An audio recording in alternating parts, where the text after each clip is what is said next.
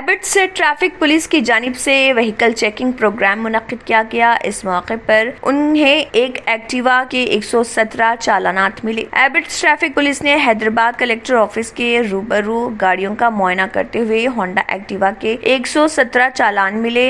EBIT से traffic police ने Honda Activa गाड़ी को 30,000 के ज़र इल्तवा चालानात के साथ जब्त कर लिया।